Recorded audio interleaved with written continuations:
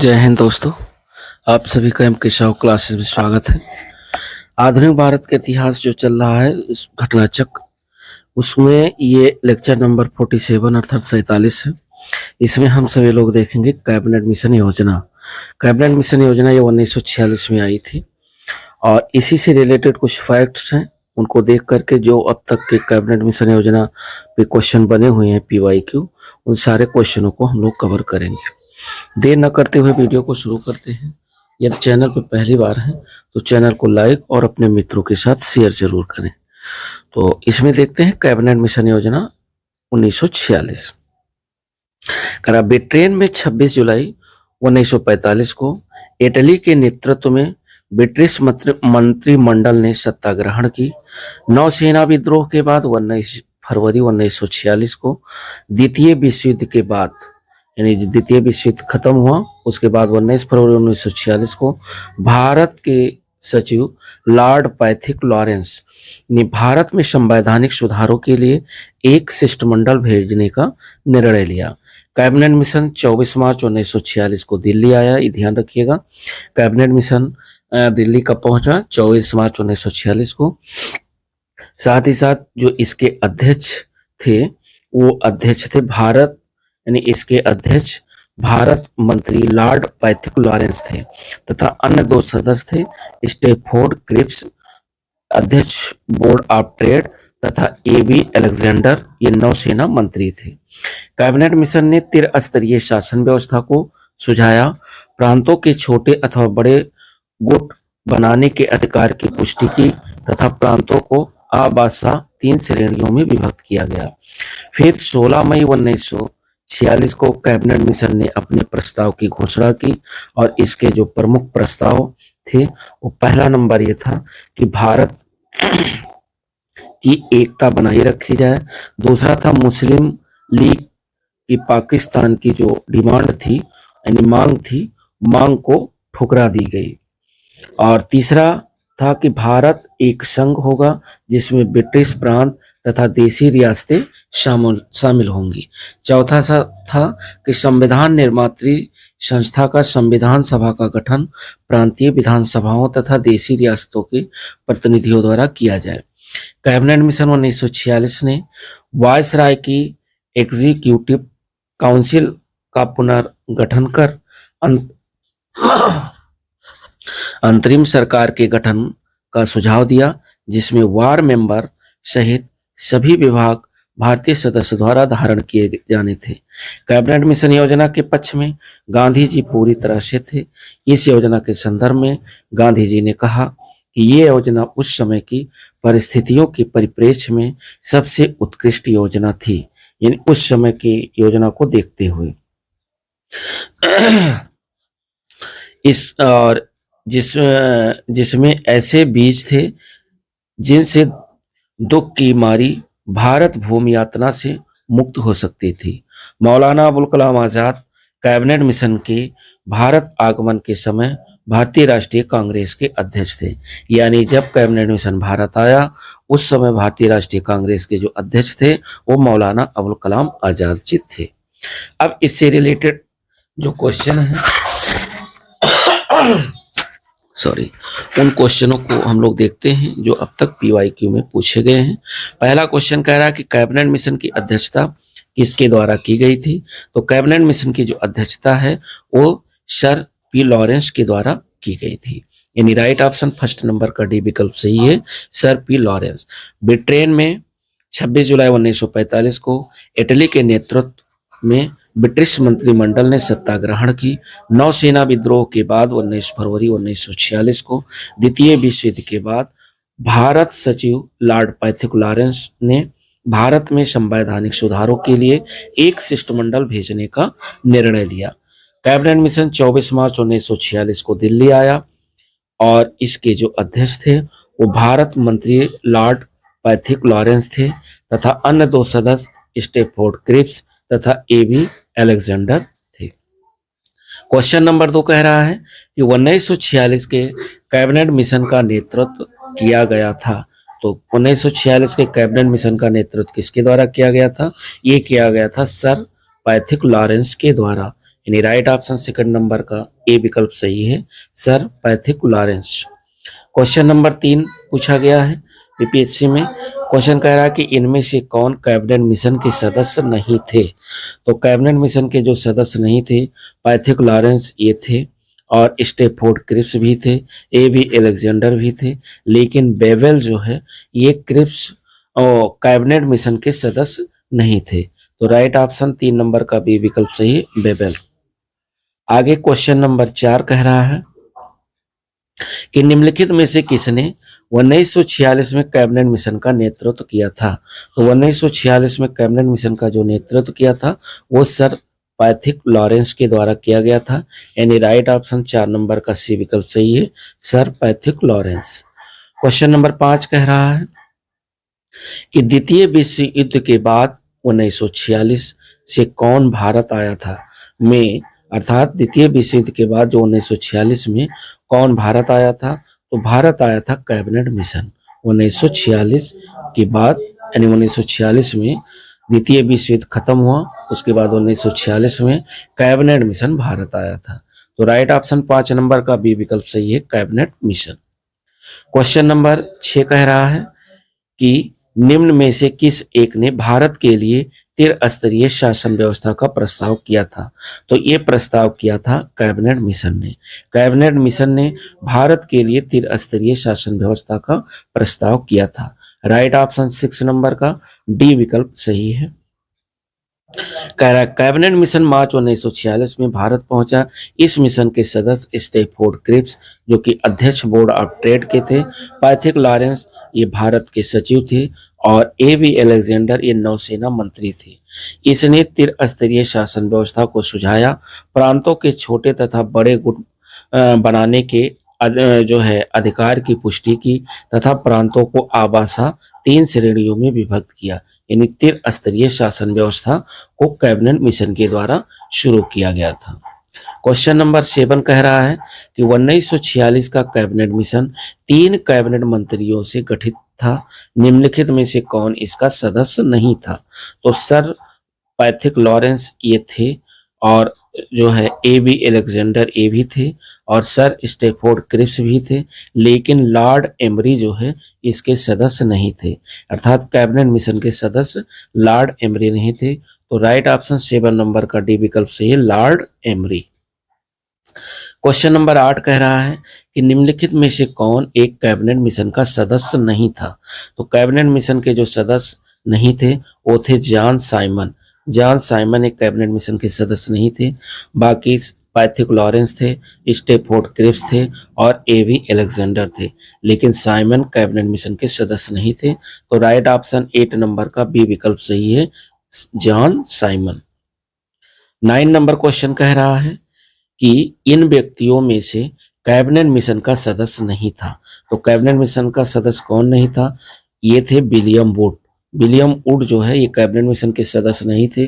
बाकी Pethick Lawrence ये थे, ए बी एलेक्जेंडर थे, और स्टेफोर्ड क्रिप्स थे। तो राइट ऑप्शन 9 नंबर का ए विकल्प सही है, कैबिनेट मिशन के सदस्य विलियम वुड नहीं थे। 10 नंबर क्वेश्चन कह रहा है कि इसका प्रस्ताव मई में आया, इसमें अभी भी भारत को विभाजन मुक्त रखने की आकांक्षा थी, जिसका ब्रिटिश प्रांत से मिलकर बने एक संघीय राज्य का स्वरूप होना था। उपयुक्त उदाहरण का जो संबंध है वो किससे है, तो ये संबंध कैबिनेट मिशन से है। यानी राइट ऑप्शन 10 नंबर का डी विकल्प सही है, कैबिनेट मिशन। कह रहा है 16 मई 1946 को कैबिनेट मिशन ने अपने प्रस्ताव की घोषणा की, और ये प्रमुख प्रस्ताव इस प्रकार थे। नंबर 1, भारत की एकता बनाई रखी जाए। दूसरा प्रस्ताव था कि मुस्लिम लीग की जो पाकिस्तान की मांग है उसको ठुकरा दी गई। तीसरा था भारत एक संघ होगा जिसमें ब्रिटिश प्रांत तथा देशी रियासतें शामिल होंगी। चौथा था संविधान निर्मात्री संस्था या संविधान सभा का गठन प्रांतीय विधानसभाओं तथा देशी रियासतों के प्रतिनिधियों द्वारा किया जाए। तो इस हिसाब से ये 1946 जो कैबिनेट मिशन था उसके प्रस्ताव थे। क्वेश्चन नंबर 11 कह रहा है कि कैबिनेट मिशन योजना के विषय में निम्नलिखित में से कौन सा सही नहीं है। सही नहीं है बताना है। प्रांतीय समूहीकरण हो, ये सही है। भारतीय सदस्यों वाला अंतरिम मंत्रिमंडल हो, ये भी सही है। संविधान निर्माण का अधिकार हो, ये भी सही है। लेकिन पाकिस्तान की स्वीकृति नहीं दी गई थी, अर्थात पाकिस्तान की मांग को ठुकरा दिया गया था। तो यही सही नहीं है। कैबिनेट मिशन योजना का जो कह रहा सही नहीं है, तो पाकिस्तान की स्वीकृति ये सही नहीं है। 12 नंबर क्वेश्चन कह रहा है कि निम्नलिखित में से किसने वायसराय की एग्जीक्यूटिव काउंसिल के पुनर्गठन का सुझाव दिया, जिसमें वार मेंबर सहित सभी विभाग भारतीय नेताओं द्वारा धारण किए जाने थे। और ये सुझाव दिया था कैबिनेट मिशन ने, जो कि 1946 में भारत आया था। तो राइट ऑप्शन 12 नंबर का डी विकल्प सही है, कैबिनेट मिशन 1946। कैबिनेट मिशन 1946 ने वायसराय की एक एग्जीक्यूटिव काउंसिल का पुनर्गठन कर अंतरिम सरकार के गठन का सुझाव दिया, जिसमें वार मेंबर सहित सभी विभाग भारतीय सदस्यों द्वारा धारण किए जाने थे। 13 नंबर क्वेश्चन कह रहा है कि कैबिनेट मिशन के संदर्भ में निम्नलिखित में से कौन सा ऐसे कथन सही है। कह रहा है इसमें एक संघीय सरकार के लिए सिफारिश की गई थी, तो ये तो सही है। इसे और दूसरा कह रहा कि इसने भारतीय न्यायालयों की शक्तियों का विस्तार किया, तो ये गलत है। और तीसरा कह रहा है कि इसने आईसीएस में और अधिक भारतीयों के लिए उपबंध किया, ये भी गलत है। तो पहला वाला सही है और सही पूछ रहा है, तो राइट ऑप्शन केवल फर्स्ट सही है, यानी ए विकल्प सही है 13 नंबर का। और जिन लोगों ने एनसीईआरटी सार संग्रह न देखा हो, वो लोग प्लेलिस्ट पे जा करके एनसीईआरटी सार संग्रह के चैप्टर वाइज चैप्टर यानी वन लाइनर देख सकते हैं, चाहे वो इंडियन ज्योग्राफी हो, वर्ल्ड ज्योग्राफी हो, या पर्यावरण पारिस्थितिकी हो, या फिजिक्स केमिस्ट्री बायो हो। साथ ही साथ भारतीय राज्य व्यवस्था, यानी पूरी बुक कंप्लीट है एनसीईआरटी सार संग्रह। तो आप प्लेलिस्ट सबकी अलग अलग बनी हुई है, आप आसानी से chapter wise chapter, lecture wise lecture देख सकते हैं। नेक्स्ट क्वेश्चन इससे रिलेटेड जो दिया हुआ है, कह रहा है कि कैबिनेट मिशन 24 मार्च 1946 को दिल्ली पहुंचा। भारत के विभिन्न राजनीतिक दलों ने लंबी बातचीत हुई, क्योंकि भारत की प्रमुख राजनीतिक पार्टियों में जैसे मुस्लिम लीग तथा कांग्रेस के मध्य भारत की एकता तथा बंटवारे के विषय में समझौता नहीं हो सका। इसलिए शिष्टमंडल ने अपनी ओर से समस्या का हल प्रस्तुत किया।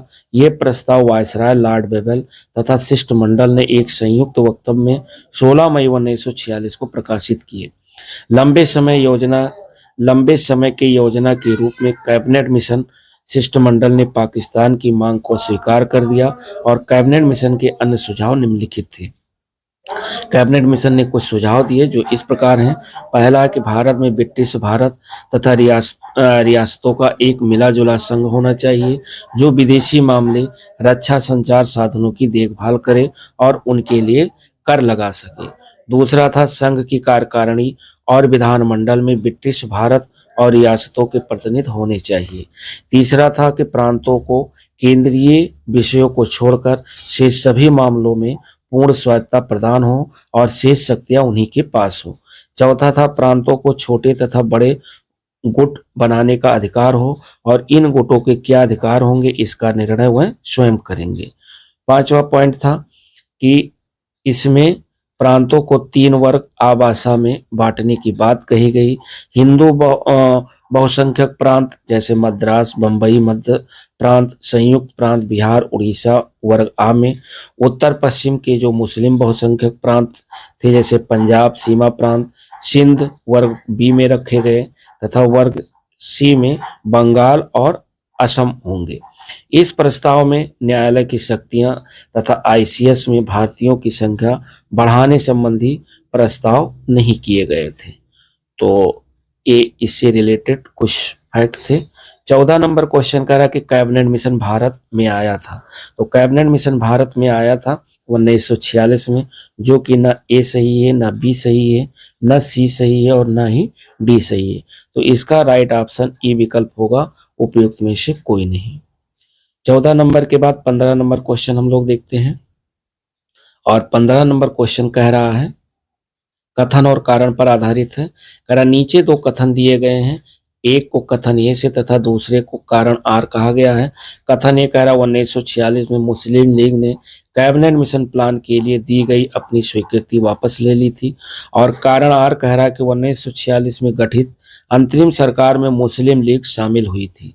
अब आपको यह बताना है कि ये आर दोनों सही है या आर एक ही सही व्याख्या करता है कि नहीं करता है। और कथन बी कह रहा है कि कथन तथा कारण दोनों सही है परंतु आर एक ही सही व्याख्या नहीं करता है। तो बी वाला ऑप्शन इसमें सही है। ए आर दोनों सही है परंतु आर जो है एक ही सही व्याख्या नहीं कर रहा है। अर्थात कैबिनेट मिशन प्लान को बहुत अनिच्छा यानी कांग्रेस प्रांतों के गुट बनाने में अप्रसन्न थी और लीग पाकिस्तान के न मानने पर यानी के साथ कांग्रेस और लीग ने स्वीकार कर लिया। 10 जुलाई 1946 को जब नेहरू ने यह कहा कि समूहीकरण अनिवार्य नहीं है तथा समूह बा और सा के राज्य असम और उत्तर पश्चिमी सीमा प्रांत समूह में शामिल होने से इनकार कर सकते हैं, इसके बाद मुस्लिम लीग ने कैबिनेट मिशन प्लान को अस्वीकार कर दिया और तथा सीधी कार्रवाई का प्रस्ताव किया। बाद में वायसराय ने कांग्रेस की जवाहरलाल नेहरू को अंतरिम सरकार बनाने का निमंत्रण दिया। इसमें मुस्लिम लीग को भी शामिल होने को कहा गया जिसे उसने अस्वीकार कर दिया, परंतु बाद में वायसराय के पुनः सुझाव देने पर उसमें मुसलमानों के हितों की रक्षा के लिए 13 अक्टूबर 1946 के प्रस्ताव द्वारा इसमें सम्मिलित होना स्वीकार कर लिया गया। अतः स्पष्ट है कथन और कारण दोनों सही हैं परंतु कारण कथन की सही व्याख्या नहीं कर रहा है। 16 नंबर क्वेश्चन कह रहा है कि कांग्रेस के निम्नलिखित नेताओं में से कौन एक कैबिनेट मिशन योजना के पक्ष में पूरी तरह से था। तो कैबिनेट मिशन योजना के पक्ष में पूरी तरीके से थे महात्मा गांधी जी, यानी राइट ऑप्शन 16 नंबर का ए विकल्प सही है, महात्मा गांधी। कैबिनेट मिशन योजना के पक्ष में गांधी जी पूरी तरह से थे। इस योजना के संदर्भ में गांधी जी ने कहा है कि ये योजना उस समय की परिस्थितियों के परिप्रेक्ष्य में सबसे उत्कृष्ट योजना थी जिसमें ऐसे बीज थे जिनसे दुख की मारी भारत भूमि यातना से मुक्त हो सकती थी। और क्वेश्चन नंबर 17 कह रहा है कि वह कौन सा कांग्रेस अध्यक्ष था जिसने क्रिप्स मिशन व लॉर्ड वेबल दोनों से वार्ताएं की। तो वो थे अबुल कलाम आजाद जी। अबुल कलाम आजाद कांग्रेस के वो अध्यक्ष थे जिसने क्रिप्स मिशन और लॉर्ड वेबल दोनों से वार्ताएं की थी। तो राइट ऑप्शन 17 का ए विकल्प सही है। अबुल कलाम आजाद वर्ष 1940 से 1946 तक कांग्रेस अध्यक्ष रहे। उन्होंने क्रिप्स मिशन 1942, लॉर्ड वेबल 1945 दोनों से वार्ताएं की। 18 नंबर क्वेश्चन कह रहा है कि कैबिनेट मिशन के भारत आगमन के समय भारतीय राष्ट्रीय कांग्रेस का अध्यक्ष कौन था। तो कैबिनेट मिशन जब भारत आया उस समय भारतीय राष्ट्रीय कांग्रेस के जो अध्यक्ष थे वो थे मौलाना अबुल कलाम आजाद जी, यानी राइट ऑप्शन 18 का सी विकल्प सही है। जो लोग जो है इसकी सारी पीडीएफ आपको MK साहू टेलीग्राम चैनल पर जो है MK Sahu classes Telegram channel पर आपको सारी पीडीएफ मिल जा रही है। तो जो लोग टेलीग्राम ज्वाइन करना चाहें, पीडीएफ देखना चाहें, वो आसानी से पीडीएफ भी पा सकते हैं। तो इसमें कह रहा मौलाना अबुल कलाम आजाद कैबिनेट मिशन के भारत आगमन के समय भारतीय राष्ट्रीय कांग्रेस के अध्यक्ष थे। श्री आजाद को मिशन के साथ विचार विमर्श करने हेतु कांग्रेस कार्य समिति ने पूर्ण अधिकार दे रखा था। 6 अप्रैल 1946 को उन्होंने सर्वप्रथम कैबिनेट मिशन के सदस्यों से मुलाकात की थी। तो ये दोस्तों 18 क्वेश्चन थे कैबिनेट मिशन योजना से रिलेटेड जो कि आप लोगों के एग्जाम में यानी विभिन्न एग्जामों यहाँ से क्वेश्चन पूछे जा रहे हैं। तो हम लोगों ने ये एक्सरसाइज जो हमारी थी लेक्चर था 47 ये भी कंप्लीट हो गया। अब मुश्किल से 5-6 लेक्चर और आने हैं जिसमें हमारा आधुनिक भारत का इतिहास घटना चक्र कंप्लीट हो जाएगा। और मिलते हैं नेक्स्ट वीडियो के साथ। तब तक के लिए दोस्तों नमस्कार, जय हिंद।